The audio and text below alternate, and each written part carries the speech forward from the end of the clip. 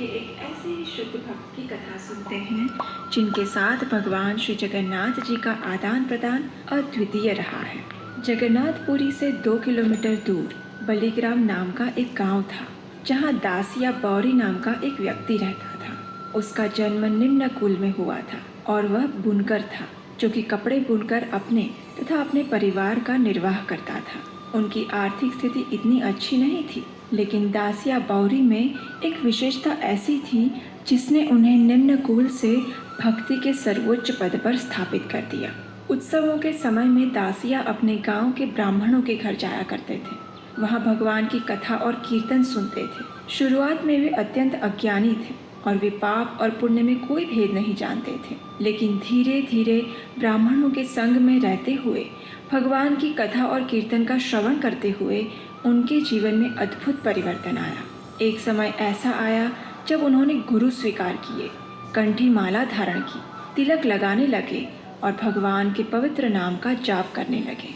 काल चक्र के साथ बहते हुए दासिया के जीवन में भगवान के प्रति अप्रतिम प्रेम की धारा बहने लगी।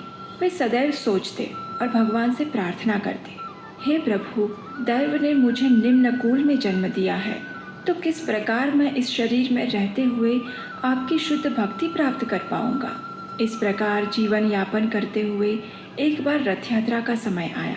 देश के अरे कृष्णा, अरे ये आपकी उंगली ये स्किप बटन पे क्या कर रही है? क्षेत्रों से हजारों लोग भगवान जगन्नाथ जी के दर्शन करने के लिए पुरी की ओर निकल पड़े। दासिया बौरी ने भी सोचा कि मुझे भी अपने भगवान के दर्शन करने के लिए जगन्नाथपुरी जाना चाहिए।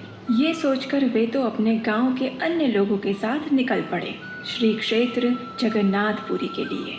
रथ यात्रा के दिन पुरी पहुंचते ही दासिया ने मुख्य मार्ग पर जगन्नाथ, बलदेव और सुभद्रा जी के रथ के दर्शन किए और वे भगवान जगन्नाथ जी के रथ नंदी घोष के सामने जाकर खड़े हो गए। रथ पर सवार पतित पावन भगवान श्री जगन्नाथ जी को देखकर दासिया बौरी के अंदर हर्ष की लहरें उठने लगी। वे बार बार भगवान के सुंदर श्रीमुख के दर्शन करके उन्हें दंडवत प्रणाम करने लगे।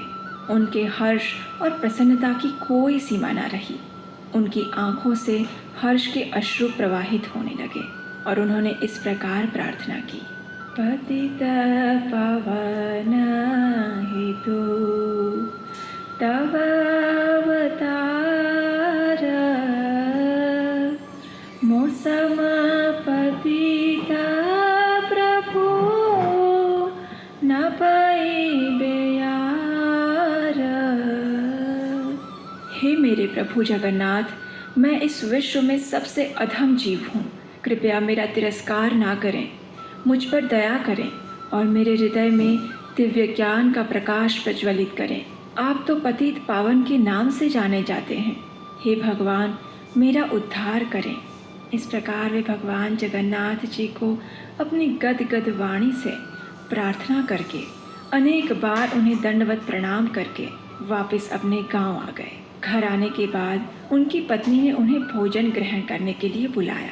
उनकी पत्नी ने मिट्टी की लाल रंग की कटोरी में ताज़े बने हुए सफ़ेद चावल रखे और उसके ऊपर काले रंग की पकाई हुई पालक की सब्जी डाली और दासिया को खाने के लिए दी। जैसे ही दासिया बौरी ने इस लाल कटोरी के बीच सफ़ेद चावल और उसके ऊपर काले रंग की पालक देखी, तो उन्हें उसी क्षण भगवान जगन्नाथ जी के सुंदर नेत्रों का स्मरण हो आया। उन्होंने अपनी पत्नी से कहा, अरे अरे, ये तो मेरे प्रभु के कमल नयन के समान है, मैं इसे कैसे खा सकता हूँ।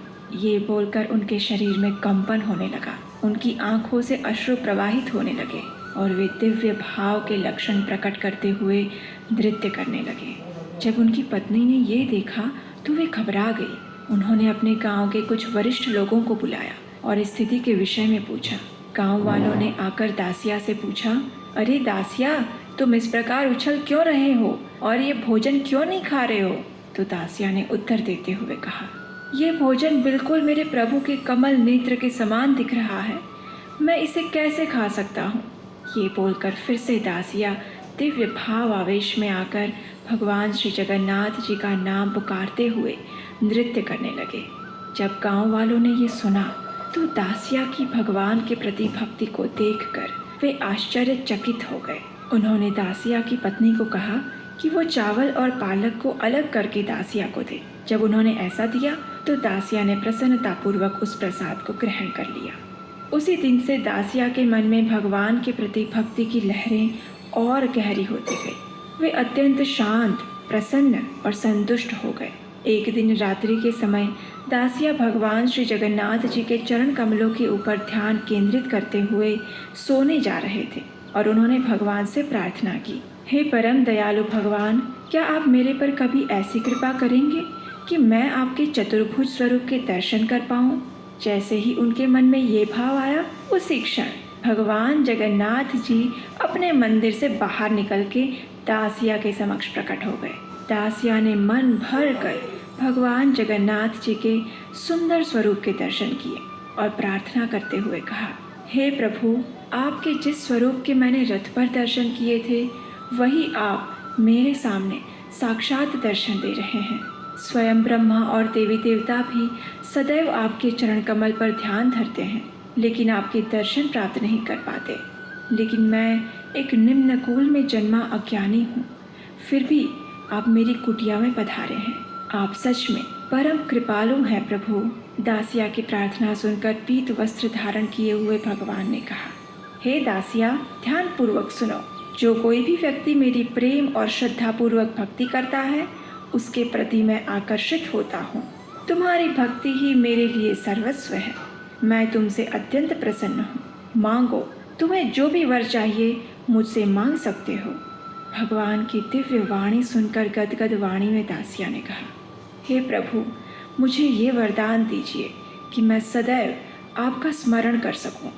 मुझे आशीर्वाद दीजिए कि मैं सदैव आपके भक्तों की सेवा कर सकूं और जब भी ध्यान धरूं तो मुझे आपके दर्शन प्राप्त हो सके। दासिया की निष्ठापूर्ण भक्ति को देखकर भगवान ने कहा, तुम धन्य हो दासिया, तुम धन्य हो। जब भी तुम जगन्नाथपुरी आओगे तो मेरे मंदिर के ऊपर नील चक्र के सामने देखोगे तो उस स्थान पर मैं तुम्हें दर्शन दूंगा और जो भी तुम मुझे अर्पण करोगे मैं उसका स्वीकार करूंगा। ये कहकर भगवान वहाँ से अंतर्धान हो गए। जितना प्रेम भगवान जगन्नाथ के भक्त उन्हें करते हैं, उतना ही प्रेम भगवान स्वयं भी अपने भक्तों को करते हैं। भक्ति के मार्ग में वे किसी भी प्रकार की जाति, धर्म, प्रवृत्ति इत्यादि किसी मर्यादा को नहीं मानते और वे केवल और केवल भावग्राही जनार्दन हैं। चलिए ऐसे पतित पावन श्री जगन्नाथ जी के चरण कमलों में प्रार्थना करते हैं कि वे हमें भी अपनी कृपा का दान दें और अपनी शुद्ध भक्ति प्रदान करें। हरे कृष्ण।